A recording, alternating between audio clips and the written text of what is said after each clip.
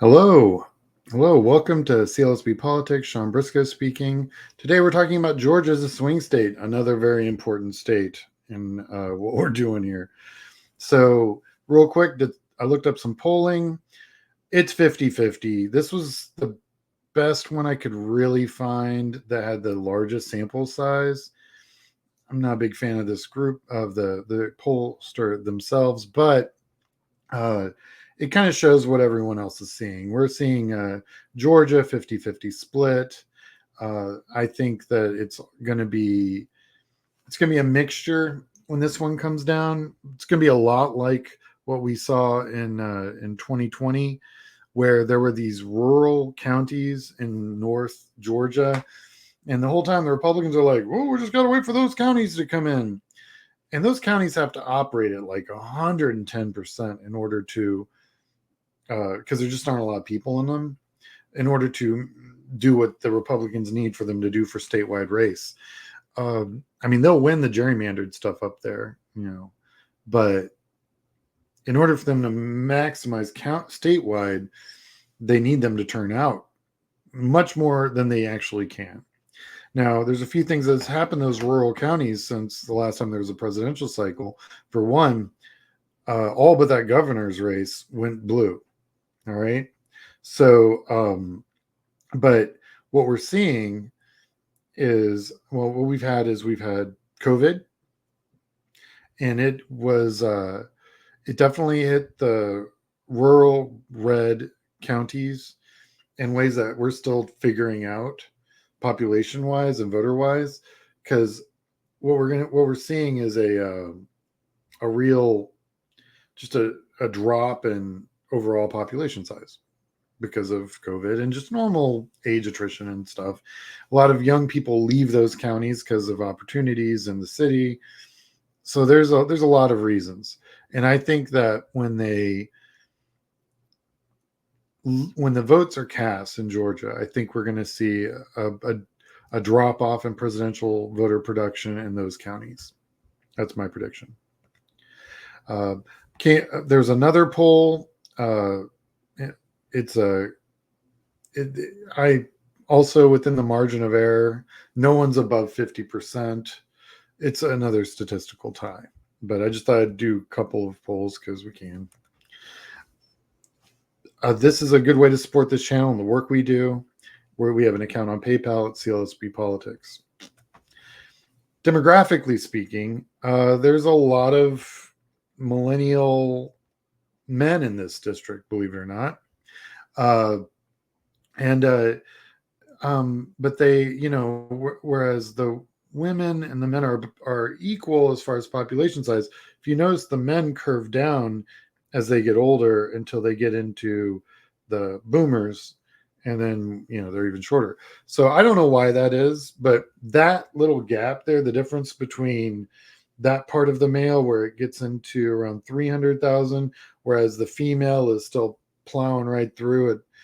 I mean, that is the kind of stuff that's going to make the race go one way or the other. And I have a feeling that between this, the downturn in the rural counties, plus the Swifties are going to come out of the woodwork and change the country forever. So like this is what the rest of the United States looks like, and you can see it's flat going up the female side, but it doesn't diminish. Whereas on the other side, it diminishes where the males are, and women are going to decide this election. Doesn't matter what color you are, really. Women are going to decide this election. Here's where the how Georgia's growing. The median age has been getting older, obviously, and it's 37 years. But that makes it about a year and a half younger than the national average, which again, younger people tend to be voting more on the Democratic side. So that is also one more little push that helps Georgia become blue. The fact that it's younger than the average age in the country bodes well. And also in demographics, it looks great. Effectively half the state is a minority, and then the other half is white. Uh, but it's a good mix. A large African American population, and quite honestly, all the other populations, which are normally considered rather small, are sizable.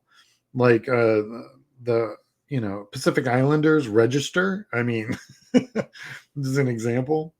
So uh, this is Georgia population density. So many suburbs. So many suburbs. And if you look up north, you'll see those counties there. They're way up north and they're a little bit darker.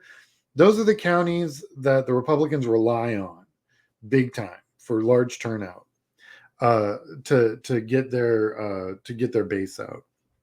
But you can see Atlanta. Okay, it ain't really hard to figure out where that is.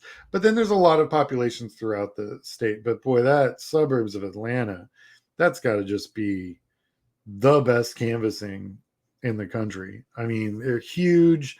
They go on forever. It's like a lot like DFW, where it's just miles and miles and miles of tract housing where you can knock on doors really easy.